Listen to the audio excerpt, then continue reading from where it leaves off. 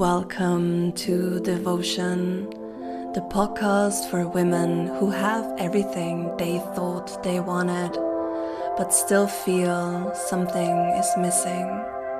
If your life looks good on paper, but feels flat inside, this is for you. Because success without pleasure, achievement without connection, and functioning without feeling alive will never be enough.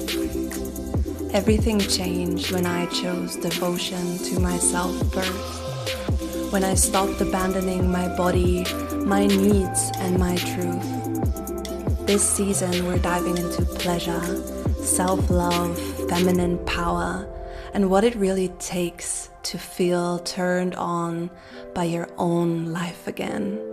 If you're ready for more than just functioning, you're in the right place. Welcome to the Devotion Podcast's first episode.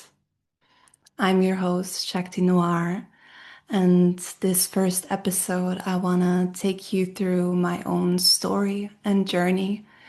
Who am I to even talk about devotion, and what does this mean through my unique lens? I want to thank you, love, deeply from my heart for tuning in, for taking this time to listen to my voice and share my story here with you.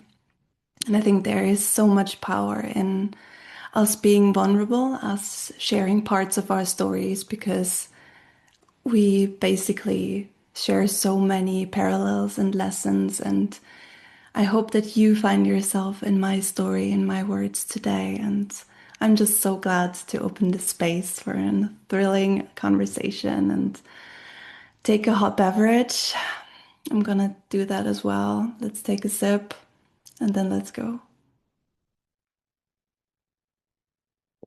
So, my journey, my story got me from feeling numb to feeling really alive and full of pleasure and confidence. And I never experienced orgasms, and it evolved through my own practice with myself, through my own devotion to being a multi-orgasmic woman, to feel orgasmic even outside of the bedroom and let that ripple into my universe. And that is such a powerful thing that we will discover through this first season of you tapping into that potential as well for yourself.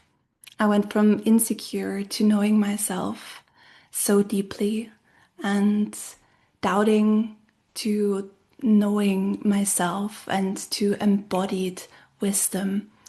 This knowing that I have what it takes within me. And that is such a tough journey to be on when you're on your own. And I know how lonely that feels. And so that's why I wanted to start this podcast, to gather a community of like-minded humans and souls and open the conversation on topics where you may still feel shame or some things you may never have even thought about before. I dimmed my light in my life for so many years and can now say that I live my full feminine power, even if there is still potential. And I'm seeing more and more that it isn't something that we complete. It's not like we should chase that healing and be so focused on all of that and lose our sense of the present moment. And even though it is not always helpful to look back or to look ahead, but to be present, and I am devoted to cultivate this presence in our chaotic society. But I'm taking you on a journey through my becoming, I would say. So let's take a deep breath together. You can watch me in real time, how my voice is opening, how the excitement is rushing through my body, and I'm processing in real time in a really vulnerable way with you right now. Ah, okay. So I grew up in an environment that was pretty much very conservative, very mm, held in some kind of orbit that was very exclusive to the way my parents lived, what were their interests, and it didn't go far beyond anything too extreme. They were very religious, so I didn't really had the feeling of fitting in and belonging, and I always felt so different. And when my parents divorced when I was 7 years old, everything changed. So our father left the family and they broke up. Suddenly, I felt everyone's needs so much more extreme than my own. And I got so lost in it to take care of my mother, to behave, to not be too provocative, too much, too extreme. And this fact of all of this external noise getting so loud, something inside me just shut off. And that is why I can't remember so many years of my early childhood and teenage years.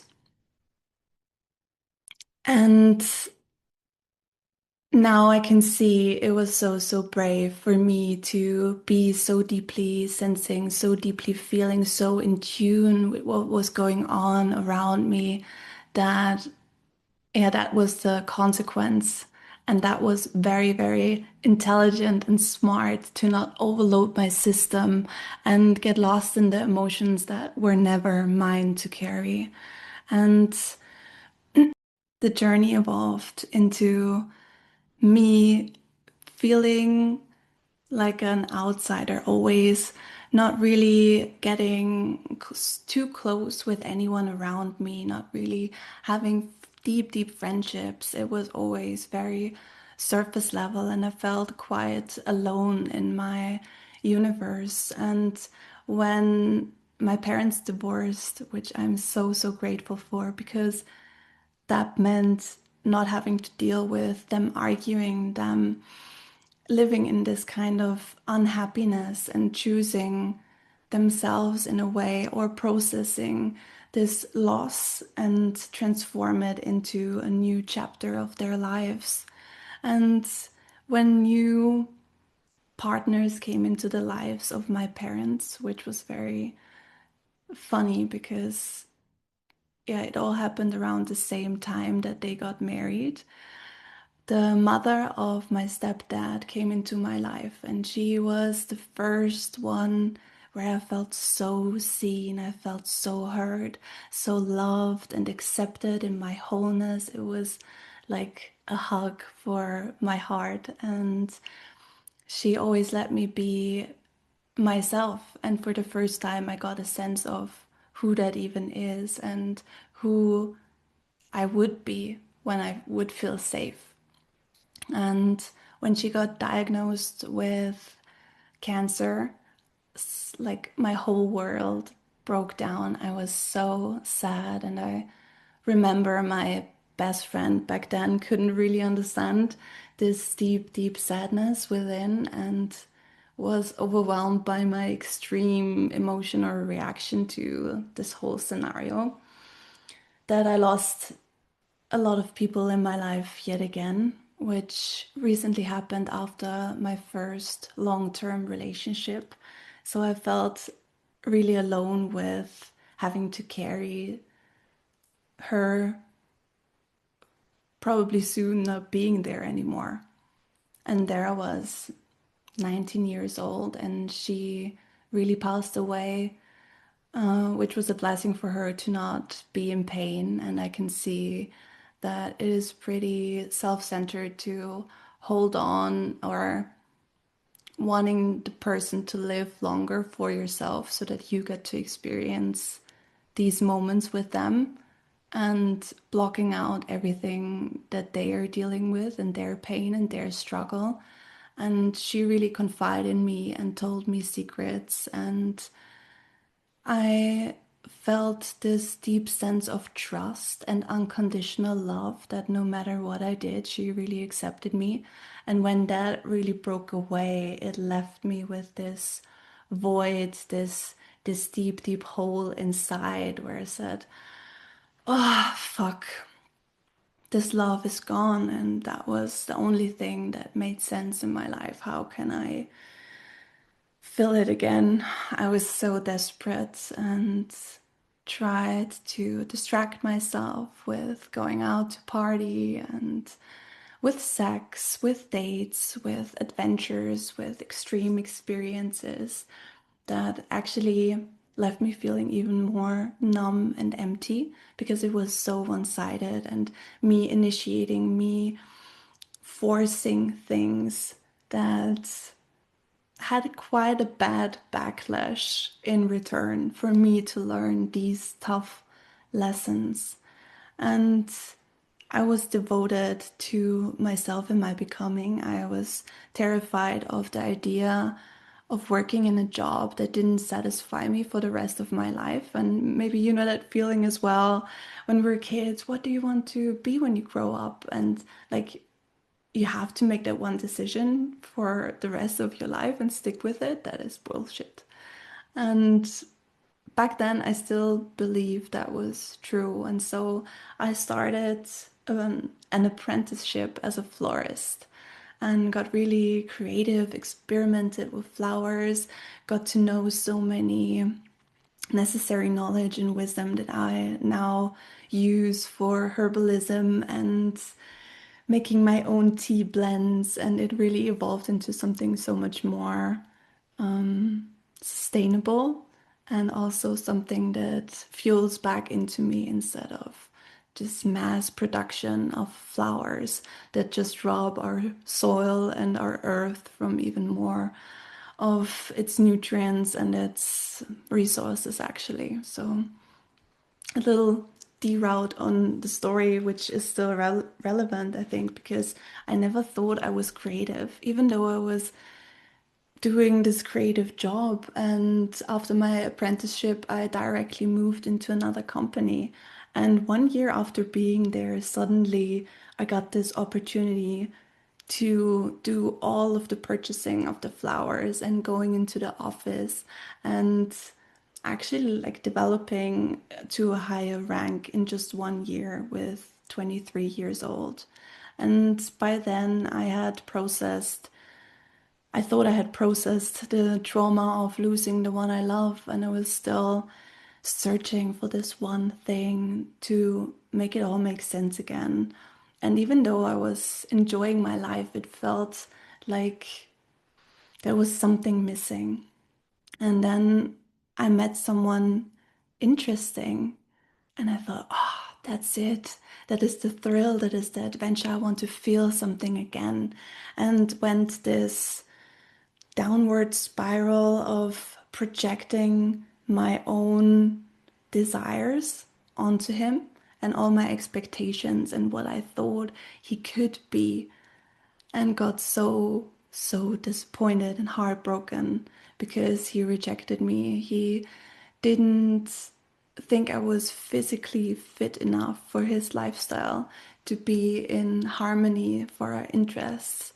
He didn't really care about my emotional well-being, and it felt really abrupt, really intense.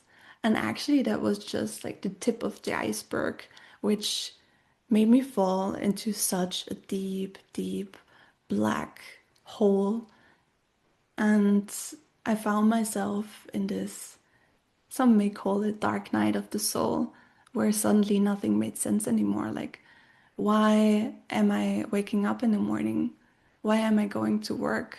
I can't feel anything anymore. I couldn't sleep. I couldn't really communicate what was going on. I couldn't create anything. I was so empty inside, and it felt really, really dark. And not unfortunately, fortunately, I had a friend who had a contact for me to get a therapist where I could get a refund from the state. Otherwise, I couldn't have afforded to even go to therapy and get the help that I so desperately was needing at that point of time. And that made it possible for me to go to therapy, to reflect upon things, to allow myself for, yeah, it was the first time in my life where I allowed myself to feel sad, to feel depressed, to feel everything that was present and allow that to move through me and not deem it as good or bad and not give it like a time frame. Until then, I want to be happy again. That's not how it works, even though that would be nice sometimes.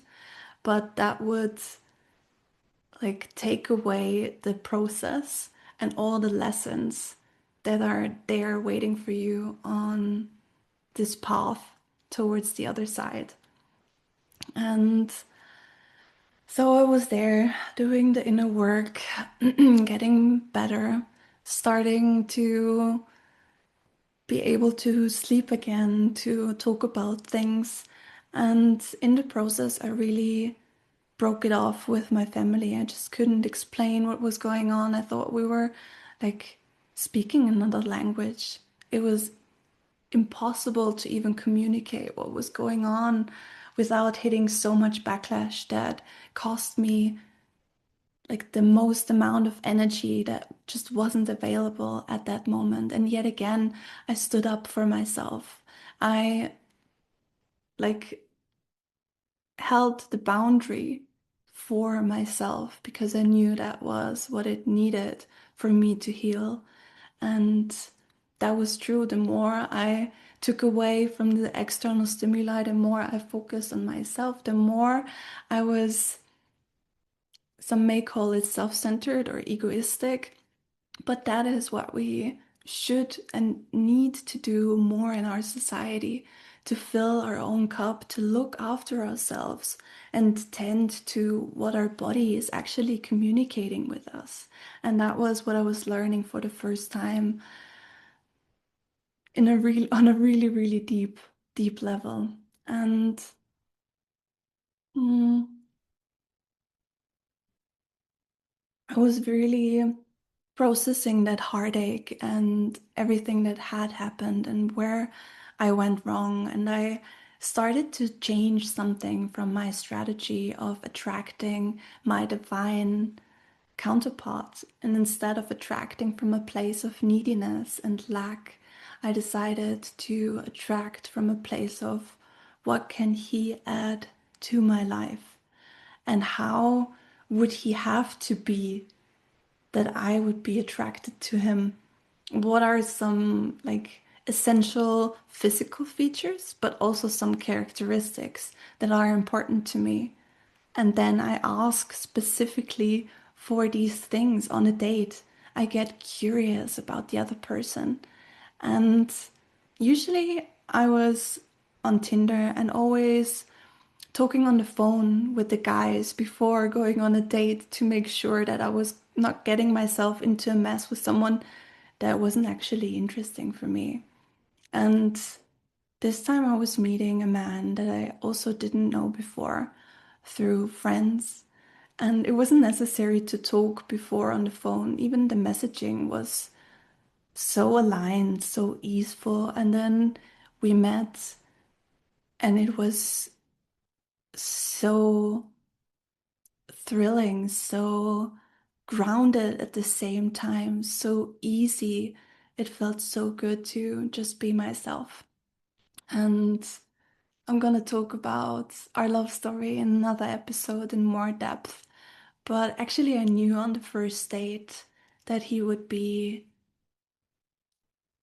different. And I was right. And he now is my husband. And I'm just so grateful to have met him, and I would say that we have a twin flame connection. And I know this word or this phrase is thrown around like crazy, and yet we share so much of the same path. Our parents divorced at the same age. both of our parents got a new partner. We were confronted with our grandmother dying at a young age. And there are just so many things that made me understand his part and he could understand mine. And sometimes it's important to be different, to provoke and challenge the other or to take it off the other's plate, but on many levels to have some sort of understanding and the same values and morals. That is just the base you build that make it strong and that make it last if you align in these things. And I never had a single doubt that he was the right one for me. And being loved, feeling so safe, really nurtured a part within me that opened the potential of me getting to know myself. And it wasn't until I got fired from my job as a florist because I was so demotivated. I was so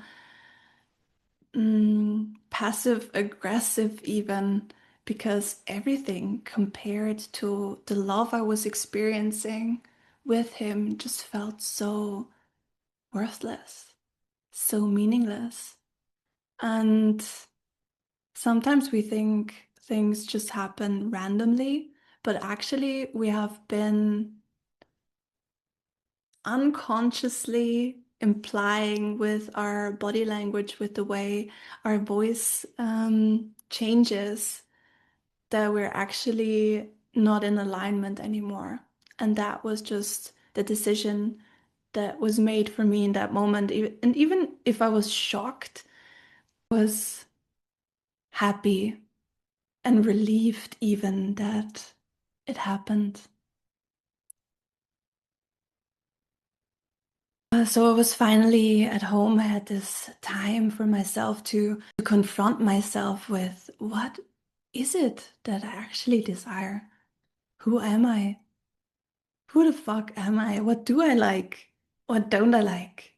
And I was so overstimulated. And then I found human design and something clicked. There was this curiosity and this mystery. Like when I calculated my chart, I was like, what am I seeing? And the more I found out, the more I had to laugh because I saw myself and what this knowledge was reflecting back to me. And I saw, okay, there is some element of the Kabbalah, there is some of the I Ching, which is an ancient Chinese oracle that is so, so old, and working with the chakra system, which is also a very ancient traditional template. And all this gnosis, all this wisdom that I was experiencing or touching, like the first basis of in my conversations with Michael, my husband, were actually aligning with this knowledge. And it was like this repetition of things I already knew, which really validated the knowledge I had found. And in the beginning, of course, it's like, ooh, that's how I am. That's really, that feels so delicious. Yet, yeah, that's how I am. That's who I want to be. And it gave me this power and this certainty that actually I am creative because it's in my chart. And for this one element, I'm really, really thankful because it got me to start believing in my own creative abilities and exploring that even deeper with flowers, with painting, with photo shoots, with doing my makeup, and so much more. And then there was this shadow part of it all where it became like an excuse. Oh, that's because I'm blah, blah, blah. And that's something I identified within myself pretty early and shut it down because that's not something I want to support. I want to use it as a tool to reflect my own behavior and finally have like these little tactics and strategies to move through the world and experiment with them. And that sounded like such a fun thing to try for myself. Like, yeah, I want to try this. I want to see if it works for myself. And it has been such a blessing to do this experiment for the last 7 years and doing countless human design readings with others for them to go out and do the experiment for themselves, for them to finally learn the signals of their body and not exclude it. Because when I was going to speech therapy, I often felt like this old trauma is getting more and more present with every time that I was talking about it and leaving out the body and the body's processing rhythm and everything that it's still stored inside. It finally gave me this vehicle and not deeming myself as too sensitive, too emotional, and instead reframing that in my mind and seeing it as the most powerful thing. My emotions actually communicate my own wisdom and what I sample from my environment back to me. If I am present enough, if I am honest enough with myself to not get lost in the mind's chatter and actually tune into like our feminine power, our intuition, our emotional intelligence. And that is where it got super, super interesting because finally I had something tangible to work with. And it made me feel so empowered. And I still reflect again and again through the transits, through reading the gene keys, which is an addition, I would say, to the gates in the human design system. Because these are 64 universal topics for your own reflection journey. It's not like you have to have a certain thing in your chart. To use these as archetypes, to work with them, like what kind of frequency am I embodying? What is present for me right here and now? And it really led me to going all in with trusting in myself more, bringing that knowledge into my relationship. And actually, what is a really fun thing I found out, my grandma was a projector, and every important man in my life since then has been a projector as well. And I didn't know anything about this knowledge before meeting my husband, even. It was also new to me, and yet there was this pattern that suddenly made sense. And I think we humans are seeking for that feeling of, I want to understand myself. I want to be sure of myself. I no longer want to doubt my journey. I want to be connected to my essence. And that is where I help and support women on their journeys to feeling that, to tapping into their own potential. Because you have everything within you, as did I, that I needed. It is just someone to provoke certain things, to help reframe them and pull out the knowledge and wisdom that is inside your heart, your belly, inside of every cell of your being. And so, in this journey of exploring my creative nature, I was always searching for like minded humans online and everywhere to connect in a new way because everyone in my life left me when I moved out of this depressive, sad, dull, numb state that I was in for really most of my life. And that like transformed into me being more confident, speaking up for myself, speaking my mind more, and maybe even being more extreme, more sensual. And I think that turned away many, many people. I think friendship is another big topic that we should talk more about, and I have so much more to say on that. But creating has been like such deep, deep medicine for my heart. No matter if it's writing freely in my journal, writing for a topic, creating things, making photo shoots. And doing my makeup was a big part of my journey as well when I was still hiding behind my makeup as a mask when I was in school. And I think until 23, I was doing my makeup every single day until I finally felt safe enough with my husband to not wear makeup anymore and to free myself from the rest of my masks that were still present. And that's possible for you as well. And when we use our creative power, like I did, in expressing yourself, you open your creative potential and you tap more into everything that makes you feel more alive. And creative potential is directly linked with our sexual potential. And once I explored that thought or that picture in my mind of what turns me on in my life, what makes me feel alive, full of pleasure, desire. And so I created these sensual meditation journeys to explore my own body, my own fantasy, and to challenge myself of how creative can I get? What wild things can I write?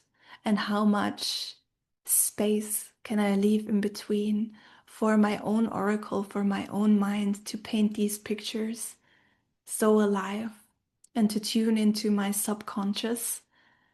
And once I tap more and more into these practices, as well as doing sensual and sexy photo shoots with my husband, something just clicked within.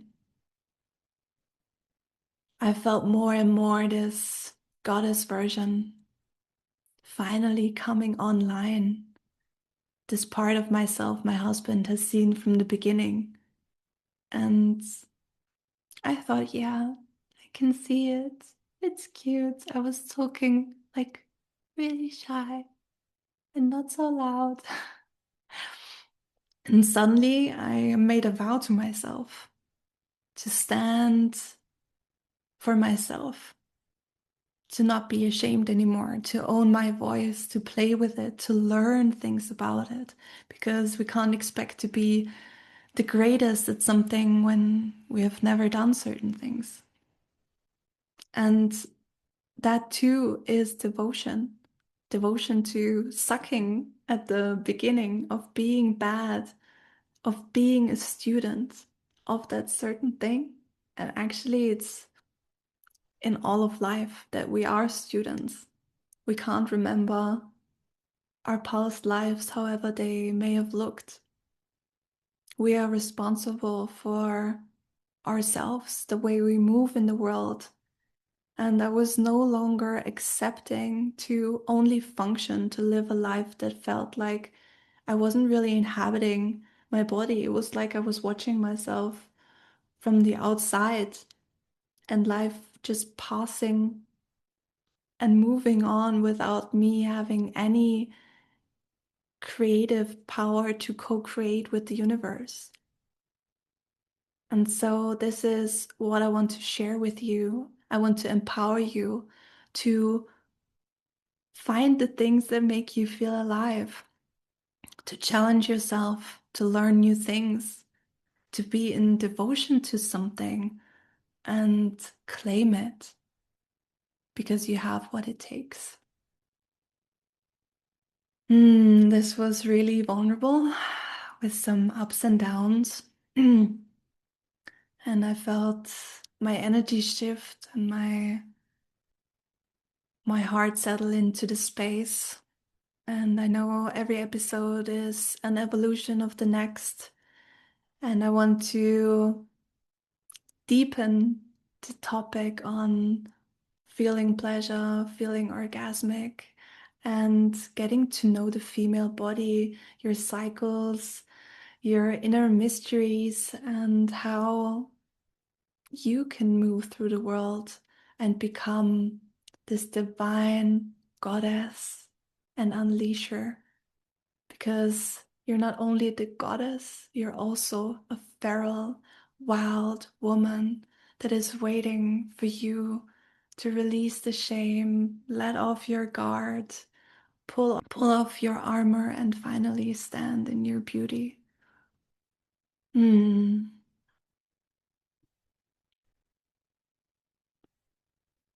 So this was the first episode. I'm grateful for all of you who have listened to the end. If you want to continue to talk about any of these topics in more depth, I'm always there. So, leaving you with that feeling and that inspiration of asking yourself, where can you be in deeper devotion to something in your life? Or where have you been in devotion? And how did that make you feel? I'm excited to explore in this first season what it takes to make you feel more alive and orgasmic. Until next time.